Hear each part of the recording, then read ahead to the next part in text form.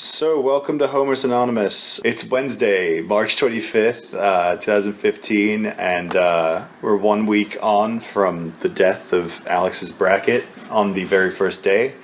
So, naturally, we're going to keep talking about a little bit of NCAA basketball. We've got the Sweet 16 round coming up Thursday and Friday, followed by the Elite Eight should be going on Saturday and Sunday. Everything's gone pretty much to plan for you, right? I mean, yeah. you just said to me a couple minutes ago you weren't like that surprised by anything. Yeah, I wasn't. Like I said, a lot of people got this one, but Villanova getting eliminated early wasn't a huge surprise of all the one seeds. I think that was the one we most saw coming. UVA getting knocked out. We all know what Tom Izzo's teams can do in the tournament. Yeah, when I picked them, I'll just get it out there. I did pick them, obviously, to go to the Final Four and to, I think, the championship game in one or two brackets. But I did have in the back of my mind, like, them playing Izzo's team. And we mentioned that in the previous spot. That was more the danger game for them than Oklahoma. It was a real danger game. Or, Louisville or even Villanova, they advanced. My problem with Villanova, which I may have brought up last week, was that we didn't see much of them this year. Yeah. Like, they were rarely broadcast, along with a lot of the other Big East teams. They just didn't really get to see them.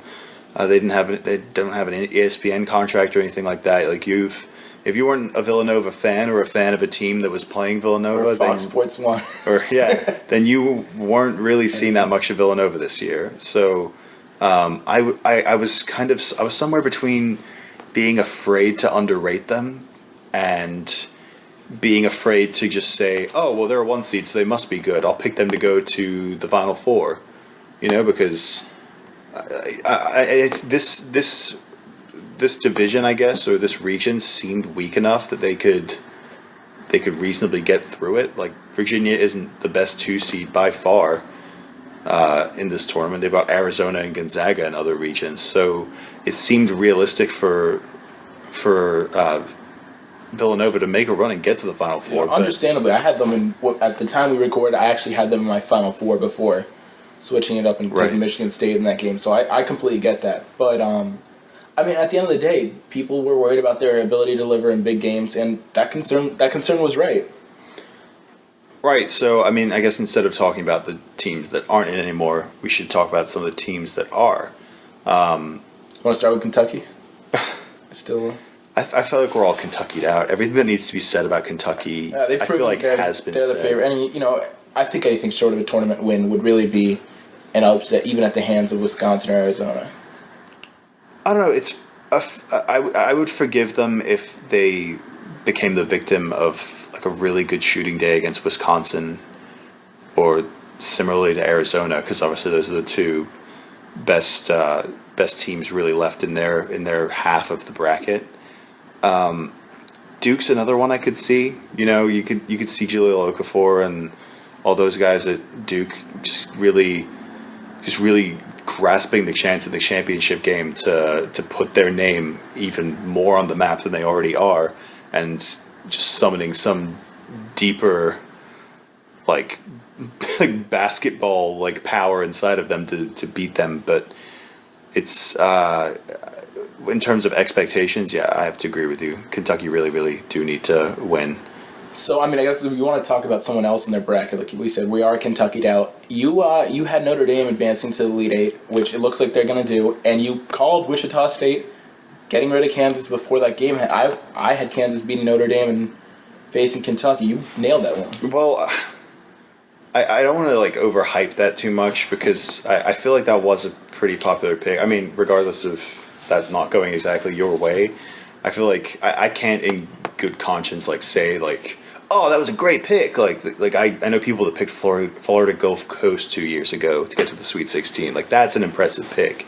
I wouldn't have been surprised either way it could have gone, but Kansas to me they never really earned that 2 seed. The Big 12, as it has shown kind of in this tournament so far, has been kind of overhyped.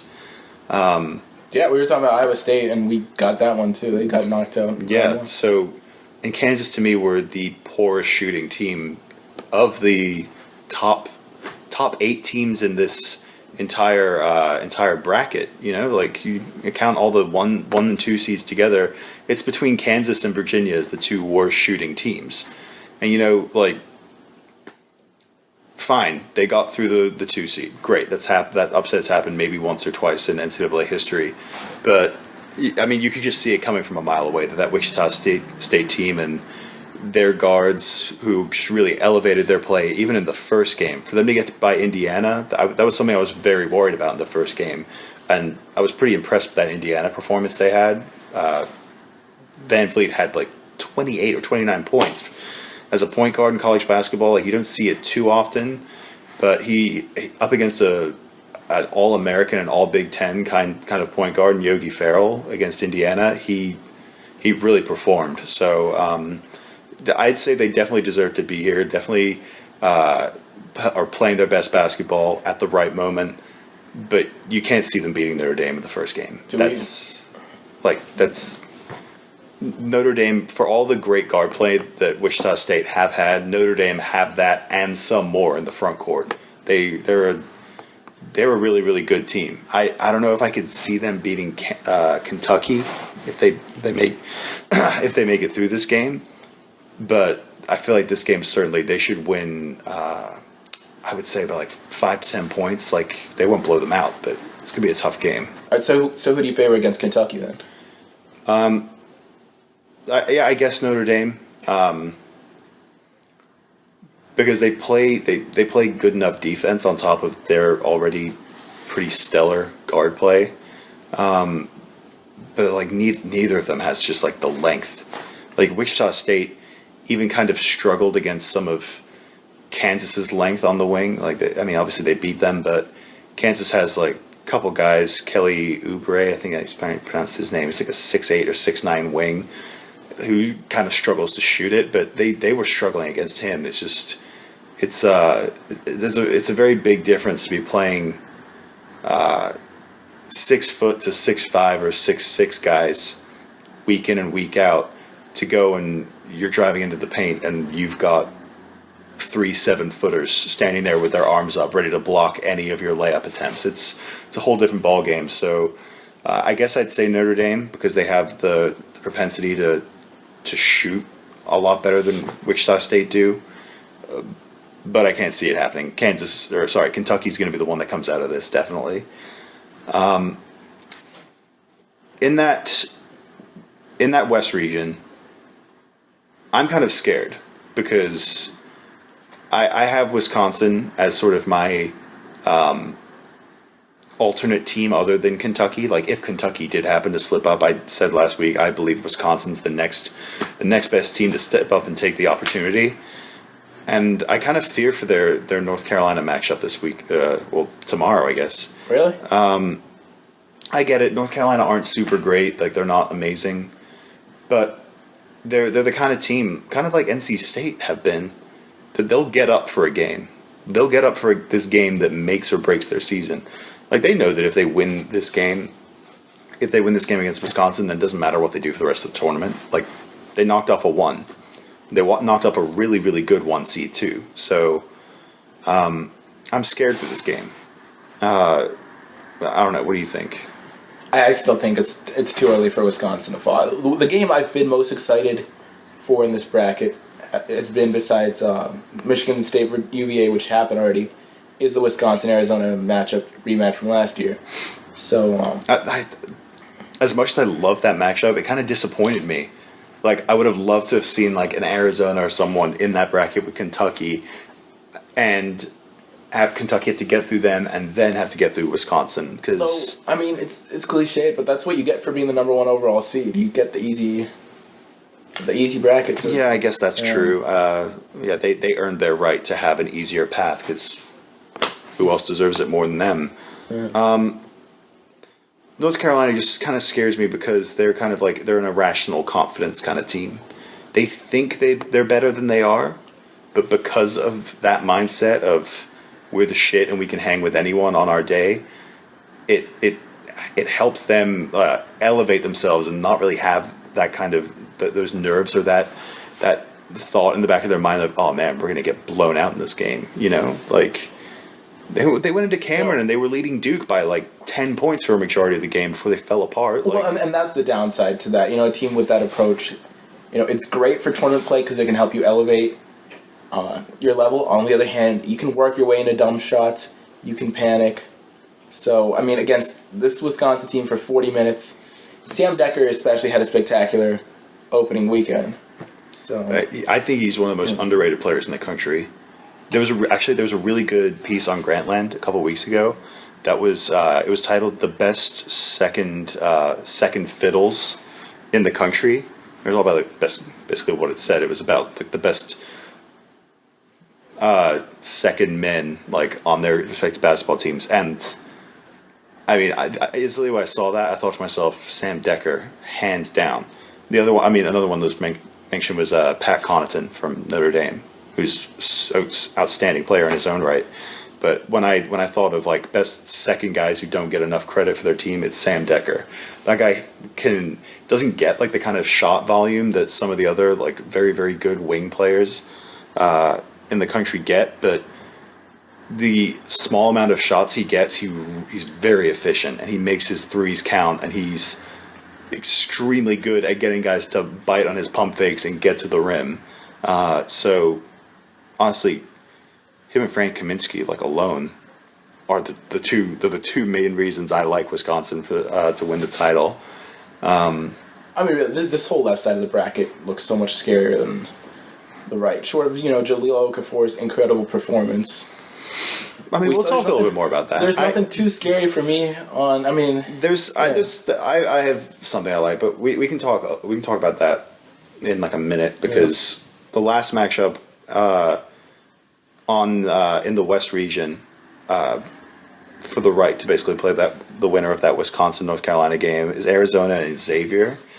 And let me say off the bat, props to Xavier, because I had them as one of my first round upsets, that they were just going to get dropped by Ole Miss.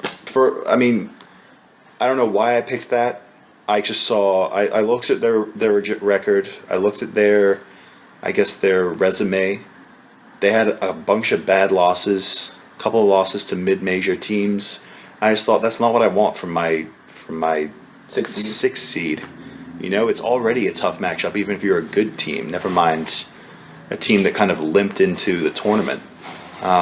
So I don't know. I really underrated them, and they've really turned it around and smacked me in the face and just made me eat my words, because they're here in the Sweet 16 and they get a chance to go up against one of the most athletic teams in the country.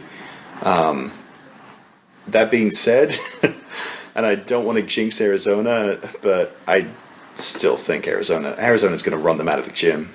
So you have the Pac-12 champs in Arizona, who've shown that the Pac-12 isn't as much of a joke as I was trying to make out to be. With still, 3 teams left, them, UCLA, and Utah, of course, going up against Duke. And they've impressed in this tournament for sure. Granted, D'Angelo Russell and Ohio State struggled some. But they have, it's not the worst matchup to have given the 16 teams that are left. With Xavier, they should have a good shot at advancing and giving us that game against Wisconsin. For me, it's the easiest path to the Elite Eight. I can't remember even who they played in the first round, but they were up 20 on them. Texas Southern. I had to check the bracket. Yeah. So, obviously you got your easy first round matchup. Ohio State, I don't know too many people that were picking Ohio State in that game. No, I had them as the same thing. I thought they could maybe overpower VCU, and that would be it for them. So, despite Ohio State or VCU in that second round, you had to like Arizona. And now, Baylor by no means were impressive before the tournament, and most definitely weren't impressive in their only game in the tournament. But they still didn't have to play them, and they're a much more athletic, ready-made team to challenge them for that Sweet 16 berth than Georgia State or Georgia Southern or whatever whoever they were. I have a friend who goes to Georgia Southern, so he's going to kill me. We don't get that right. It's Georgia. Georgia Southern. Yeah. So I mean, but what I'm trying to say is like, look at UVA has to play Michigan State in the second round. You know, like Yeah, I mean, like I said, that was a really tough match. But not only that, you said you were scared of UNC. If they pull off that upset off over Wisconsin, then you have maybe Arizona versus UNC. Another, no matchup in the tournament is a gimme, but that's as close as it gets to get to the Final Four. Right. That's very favorable for. I'm going to pick Arizona. But I still can't pick them to go to the Final Four. I can't. That Wisconsin match was just too much for them. Wisconsin don't foul a lot. Yeah. And one thing that like really, really athletic teams like Arizona kind of like thrive off of is using their athleticism to just kind of like make you have to foul. But I mean, I like to think Maryland's a pretty athletic team. We have a couple of fairly athletic guys. Wisconsin just goes for the ball. They don't. There's no. They get the ball too. Like they. I mean, you'll go up for a layup and they'll just have their hands planted on the ball, and they'll either swipe it out of your hands or you'll go up for you'll have to go for a jump ball. So it's I think that's a big factor that people don't really think about. So that could really really make or break that Elite Eight matchup. So I mean, hopefully they both win tomorrow, so that we don't sound like idiots talking about this. But so I guess going to the South region, the games that are going to be on Friday night, we have the surprise in my mind of the tournament. I guess we can talk about them because I'm really really high on who they're facing, and I'm really really hoping that they have an easy time of it. But UCLA. Your UCLA Bruins are going to be playing Gonzaga in the Sweet 16. It feels weird calling UCLA underdogs. Yeah. It feels really weird. Not that they've been amazing recently. I mean, they obviously had a top 25 team last year, a couple of NBA players on their team, but at the same time, it still feels very, very strange. But if you had told me that one of Maryland and UCLA were going to be in the tournament at the Sweet 16, I would not have. Probably 9 times out of 10, I would have picked Maryland, just because. But at the same time, you guys had some really easy matchups. Yeah, I mean, we covered this in the last one. If you want to face a 6 seed, in my mind, SMU was probably the choice there. And you talked about playing with house money. UCLA, who again, I won't even bother to argue against it. They shouldn't have been in the tournament based on how the regular season was, but they made it. I guess they said they felt disrespected. I've never really bought that. I think as an athlete, you need motivation to play a game, you have issues. But it worked for them. They came in, they won on a last second goaltend call, which was the right call, though controversial. They also, they allowed SMU to rip off, I think, a 16-point run, 16-0. Late in that second half in a game they had comfortably. And, this is something I pointed out. There's a ton of talent on this UCLA team. But they don't play very well as a team. They don't always play well for their coach.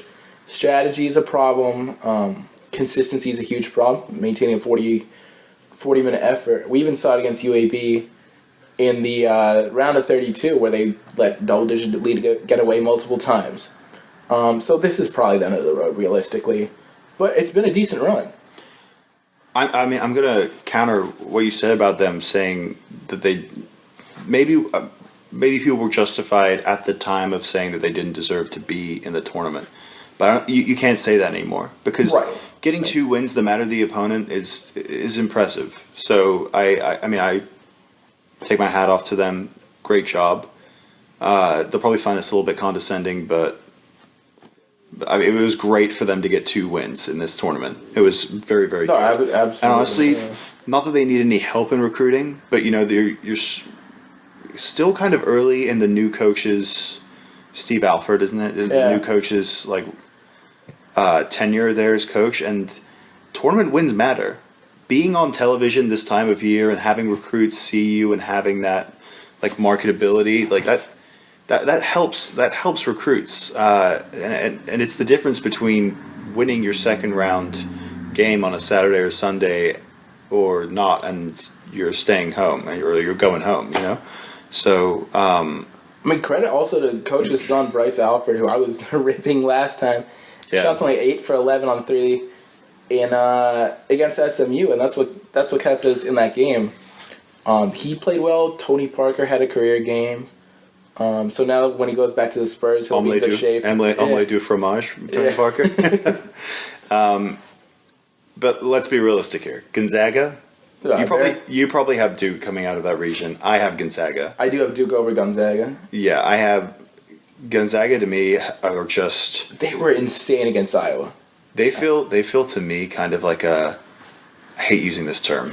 They feel kind of like a team of destiny to me, because for so long they've been that like upper level mid-major team that always has like a junior or a senior who's like supremely talented and helps drive them like into like a 1 or 2 seed and into like 2 wins in the tournament.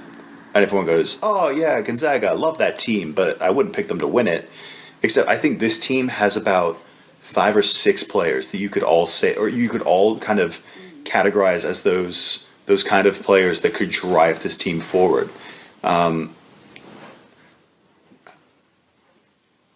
I think it all starts and ends with guys like Kevin Pangos and Kyle Wiltshire. People talk a lot already in the limited amount of time that you hear people talk about Gonzaga, but they talk a lot about the sort of, or the year off that he took, that Kyle Wiltshire took when he transferred from Kentucky to Gonzaga. He wasn't really a fit with him at Kentucky anymore, but because he was on that 2012 team, if you remember, that won the national championship. They all came and went. Anthony Davis and everyone went to the NBA, and he was left there as a sophomore with the new bunch of freshmen that came in. And he was marginalized, and he got less and less minutes. And his lack of athletic ability kind of hindered him on a team of all athletic freaks in Kentucky. So I give a ton of credit to him to being mature enough and having the right people around him giving him the kind of knowledge and advice to be mature, take a year off, and go and sort of like remake himself in his year off at Gonzaga. And honestly, it's spurred them on towards like greater things this year. If they had won that Arizona game earlier this season, people would be talking about them winning the championship. And they would have been a one. It's literally the one like signature win that people like feel like they need to see before they can pick you to go like and win these 6 games in a row.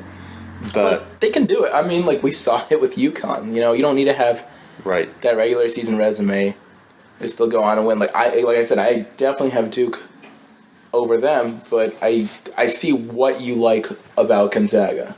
One final note about this matchup. We will never see the end of 7 years ago when UCLA stormed back in the second half to beat that team led by National Player of the Year at the time, Adam Morrison. Who? I'd never heard of That's him. not a real basketball player. Also 2-time NBA champion. Oh, God.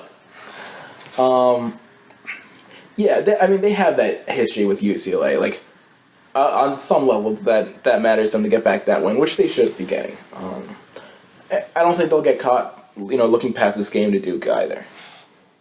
Yeah, I mean, since we're in the region, we can talk about this Duke-Utah game.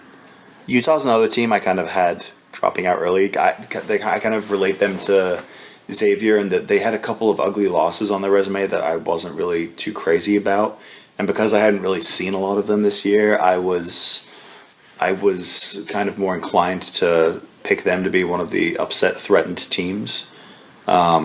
But yeah, they've been a pleasant surprise for anyone who's picked them. Obviously, they just don't have anywhere near the front court to deal with Okafor. He's raised his game too. Like he's better than advertised, if that's even possible. Because everyone's on his dick enough already. That there's a reason he's going to be the number 1 pick, and like he did what everyone, like you said, everyone wanted to see him do, which is have a couple of absolutely dominant games in this tournament. He's been pretty open about the fact that he's going to be a one and done guy. So, of course, which shows a form of maturity in him, like in him too. Like people want to say that these freshmen come and go and like they're not mature enough yet, and that like they just want the money or whatever. But when when you first start playing in a league and you're already dominating people, like there's no way you can grow anymore or improve anymore. So like that's right. What else is 3 years college ball going to do? Yeah, for him? like how much is he going to add to his game in these like next 2 or 3 years that going to the NBA wouldn't give him. So what I worry about with them is at times shooting and just like general team defense. Okafor's not like, he's a big body, and like we just made fun of some teams for saying this, like he's a 7-footer, so he's a shot blocker. So he Okafor he's almost not net, but he's almost a liability on defense to a point where like they're worried about him like picking up dumb fouls. Yeah, they'll position him a little exactly. Out of the way. Yeah. That's a bit better of a way of describing it. I just don't like his awareness. Like you can see him, he's watching the ball. He'll watch the ball for a second, like tick, tick, tick, tick, tick. Seconds will tick off, and all of a sudden, oh my God, where's my man? Or oh my God, a cutter just came in and he literally did not even see. I've seen cutters cut in like behind him or in his vicinity multiple times where he is just absolutely oblivious to the fact that they're there. Al Jefferson's a comparison that's been thrown a lot for that. I think that's fair. I could definitely see that, which isn't a terrible comparison. It's actually slightly undersized at his position, but still has enough like good skills for a big man that you could see him like feasting on guys offensively in the NBA and kind of giving up a little bit on defense. Another area that I worry about with them is I'm sucking on this Gonzaga dick again, but that matchup that I'm expecting of Gonzaga Duke in the Elite Eight, I like the matchup better for Gonzaga. They have the 7-footers to throw at Okafor. He's had to deal with a couple of them this year, like maybe once, one or two, like here and there. But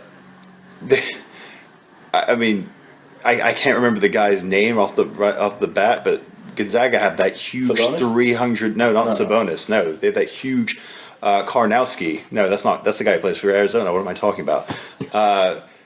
I forget his name. I think it starts with a P. That he's like 7'1" or 7'2", and he's 300 pounds. He's their starting center for Gonzaga, and then they have Sabonis coming off the bench, which I don't know if you've watched that much of him, but he's pretty legit. Like he could start for them, and they wouldn't really miss a beat. And then the slightly underrated matchup is going to be Justice Winslow, Duke's freshman. He's a power forward, but he's more of a wing. Him matched up with Wiltshire. He's athletic enough to stick with Wiltshire on the wing because Kyle Wiltshire isn't particularly athletic himself, more of like a spot-up shooter.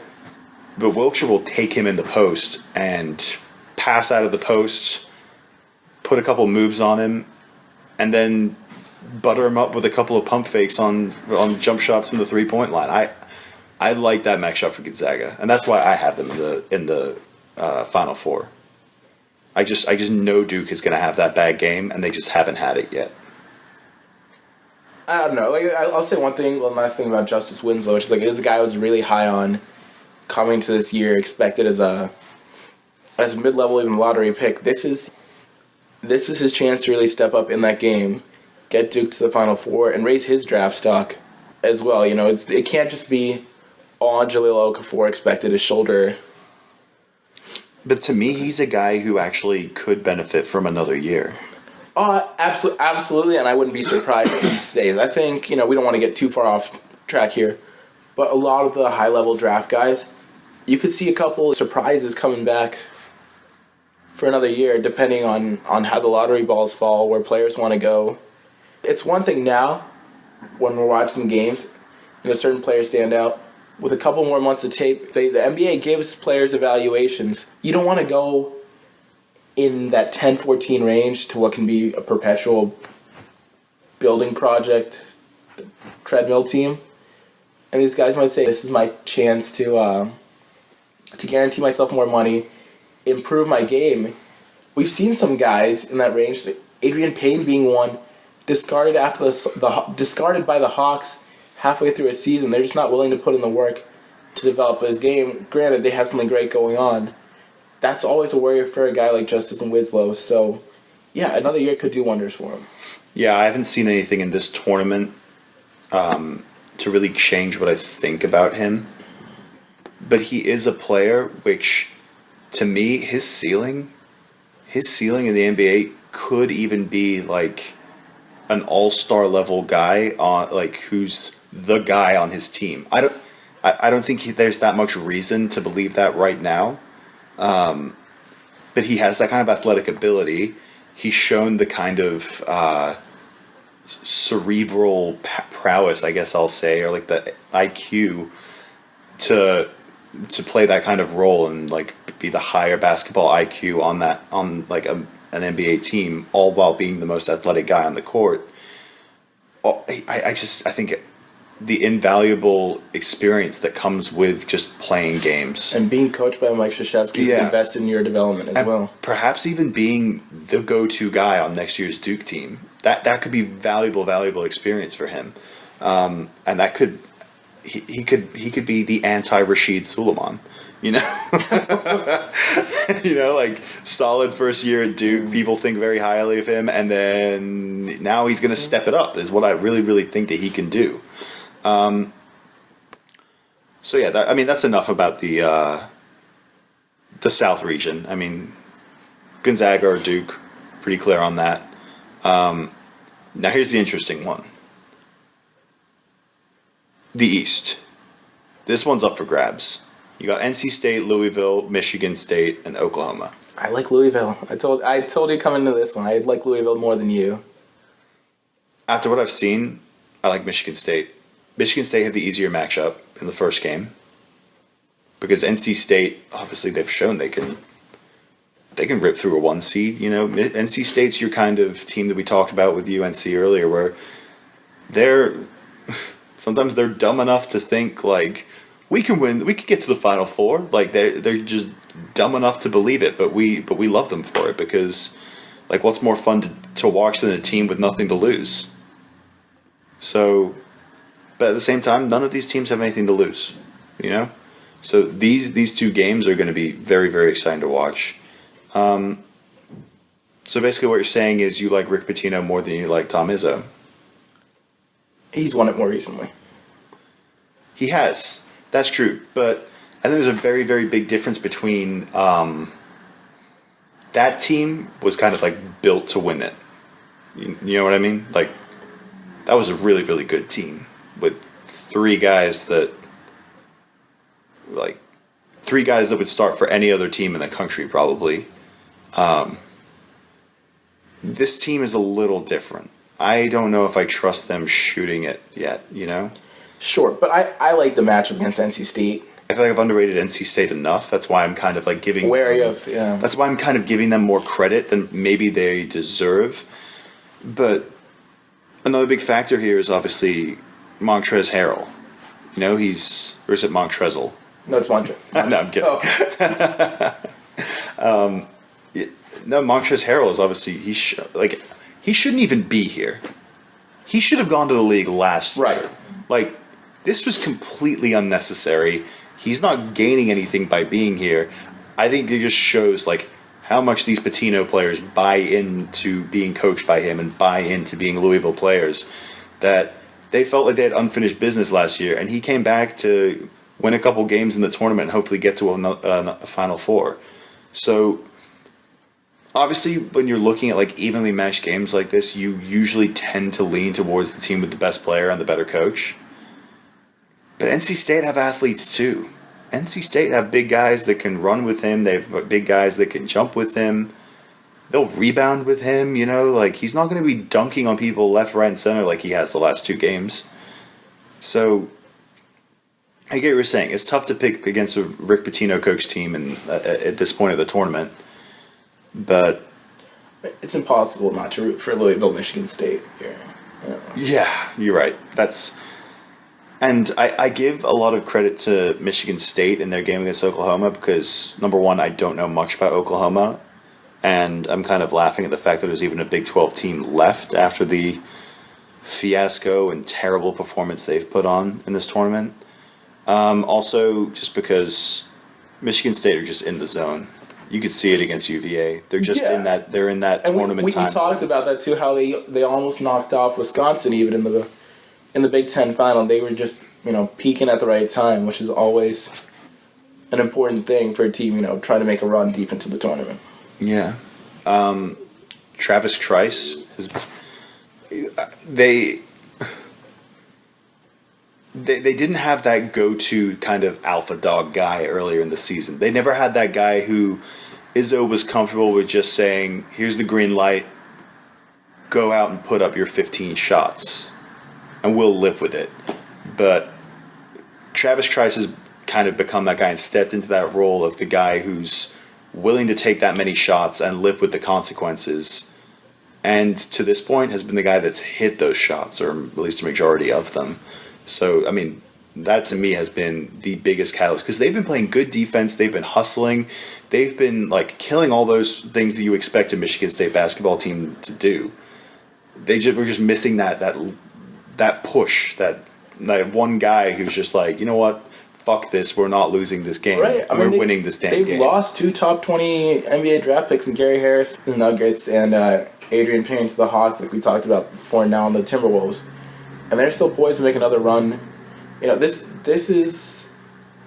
should be, compared to the UVA game, a far easier matchup for them, I think.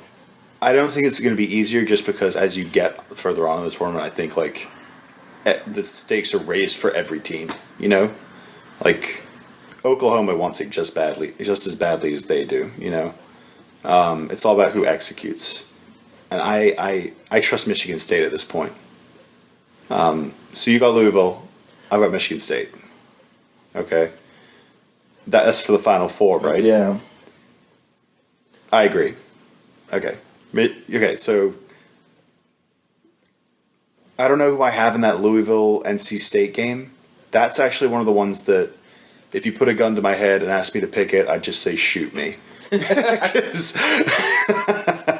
because there's just as good of a chance of that happening. So I guess I'll go chalk with you, even though it hasn't really fared that well for me so far. I'll say Louisville over NC State. I think Michigan State's going to beat Louisville to get into the Final Four. And you got Michigan State Gonzaga. I have Michigan State Gonzaga and Wisconsin Kentucky. And still.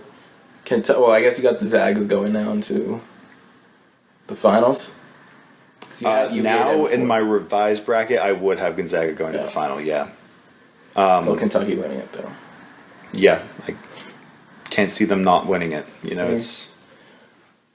I guess there's just one last team to talk about, and we kind of put that one off to the West Virginia. Yeah. Yeah. No. All credit to them. That was probably one of the most frustrating games to watch in my entire Maryland career.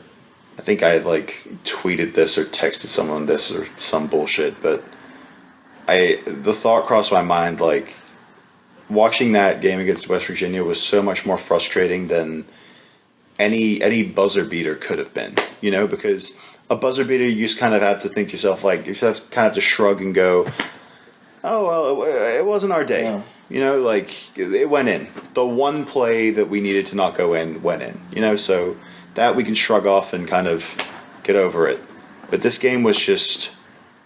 You hate to see your team lose the game or give the game away. We lost it. West Virginia didn't win it. Just as a basketball fan, that was not a fun game to watch. It's not the greatest brand of basketball to watch. It is fun in the sense that it's a high tempo sort of. There's never a dull moment in it, but it's not fun in the idea that in the respect that teams can't really get the ball across half court. It's so gross watching a team run a press. The only thing usually teams that run this are low in my low skilled teams that have to rely on just the athleticism to beat you that way. And similarly, it was really disappointing to see Maryland not do a better job They did a great job against it in the first half. Just total collapse. We did a great job against it. Like, I was so proud of how we did. It felt a little bad to be down by one at half, but that literally happened with about 30 or 40 seconds to go in the first half. So I was like, it's not a complete indicator of how that half went, but you know what? I can live with it if we can keep this up. But the team just fell apart. When we needed our seniors to just, or our older guys to come through and just like put the team on their back. And Dez turned the ball over 8 or 9 times. He had probably one of his worst elimination games as a Terp. I can forgive it because he had a great career with us. Like, he was one of the players who obviously helped spark our resurgence, or what I hope will become a resurgence. So, I mean, he's a great Terp. One could even call it the returgence. The returgence, no.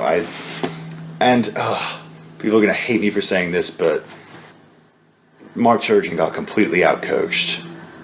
You know, when adjustments needed to be made, Huggins was the one making the adjustments that like had the most impact on the game.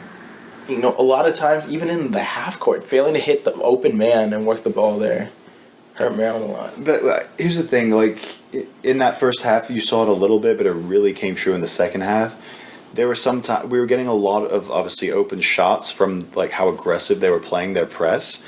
But as West Virginia started to realize that aggressive of a press wasn't going to work against us, like we were finding the open man and making shots, they started to counter it by backing off a little bit, you know, like choosing their spots of when to press a little bit better, so it was a bit less predictable, like we didn't know exactly when it was coming. So there were times when in the second half our guys we missed open layups. Jake Lehman, man. Yeah, we missed open layups because guys were getting the ball and thinking to themselves, and they were worried if they were even going to catch the ball because they knew a West Virginia player might come out of nowhere and steal it from them right away. So they wouldn't be thinking or be mentally prepared to go up and make a shot. So, credit to them, and I was very, very surprised to hear that this is the first year they've played that system, and that they literally only have played that system for this specific group of players this year, because they've looked like they've been doing this for years. They looked impressive, but they're not going to make enough shots to beat Kentucky. Dominated against Kentucky. Yeah, Kentucky just had the length, and they actually have the ball handlers to get it across half court. You know. That's all Kentucky had to do. Like you said, once Melo Trimble got concussed, so we think. Well, once you get it across half court, it doesn't matter what team you are. You could be like a top 100 team, and you would have a chance against West Virginia. Well, you just needed the ball. And that's what we said too, talking about the game. If I'd seen more of them and realized they were this, unskilled.